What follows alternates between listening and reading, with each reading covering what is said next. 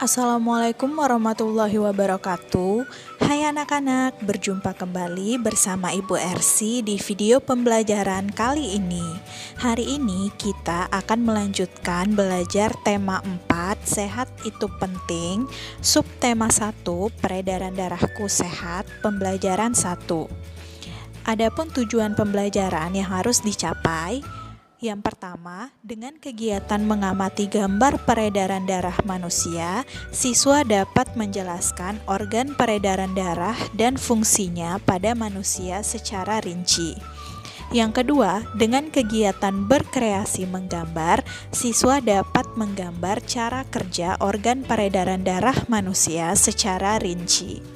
Yang ketiga, dengan kegiatan mencari tahu tentang pantun, siswa dapat menyebutkan bagian-bagian dan ciri-ciri pantun dengan tepat. Yang keempat, dengan kegiatan mencari tahu tentang pantun, siswa dapat membuat pantun dengan tema tertentu, lalu menunjukkan unsur-unsur pantun yang dibuat dengan benar. Baik, langsung saja kita masuk ke materi. Darah sangat penting peranannya bagi manusia. Peranan darah antara lain mengalirkan oksigen ke seluruh tubuh dan mengangkut karbon dioksida dari seluruh tubuh menuju paru-paru. Dalam tubuh manusia, darah mengalir melalui organ-organ peredaran darah. Apa saja organ peredaran darah manusia? Apa fungsi organ peredaran darah manusia?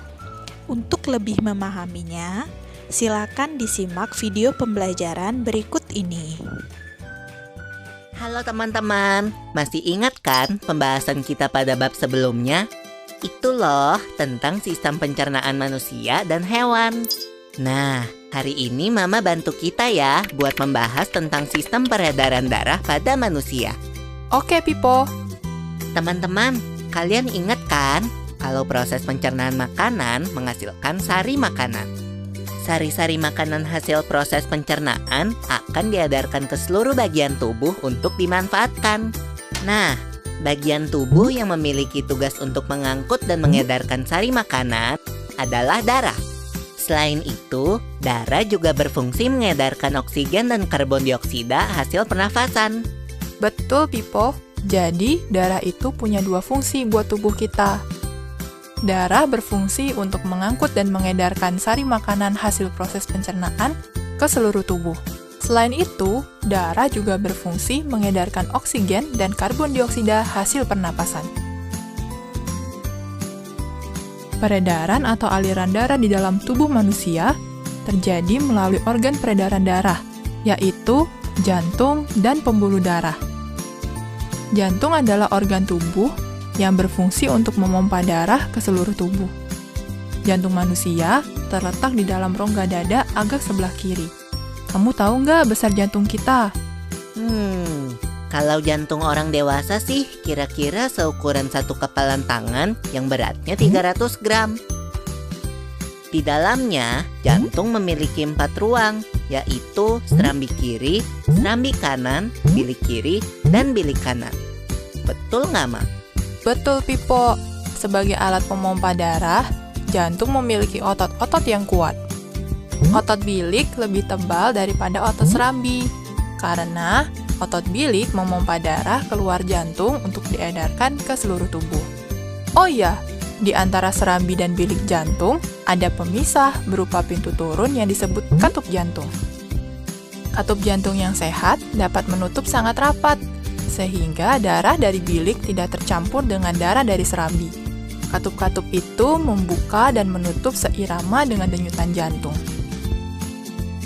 Kalau nggak salah, pembuluh darah dapat dibedakan menjadi 2 berdasarkan arah aliran darah, yaitu pembuluh nadi atau arteri dan pembuluh balik atau vena. Bener banget, Pipo. Pembuluh nadi adalah pembuluh yang mengalirkan darah keluar dari jantung. Pembuluh nadi yang paling besar disebut aorta. Kalau pembuluh balik adalah pembuluh darah yang mengalirkan darah masuk ke dalam jantung. Pembuluh balik yang paling besar ada 2, yaitu pembuluh balik atas dan pembuluh balik bawah. Kamu tahu nggak, Pipo? Darah dalam tubuh manusia selalu beredar dalam pembuluh darah.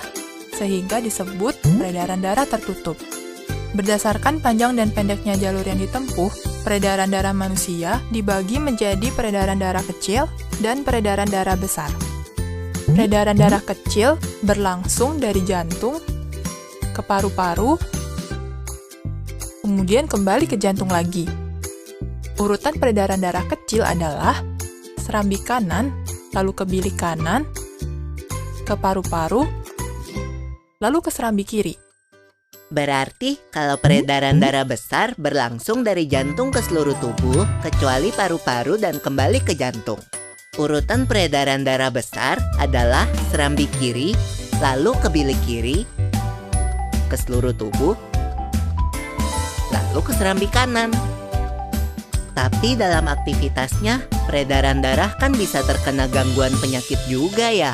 Betul itu. Nanti kita bahas sama-sama di video selanjutnya ya.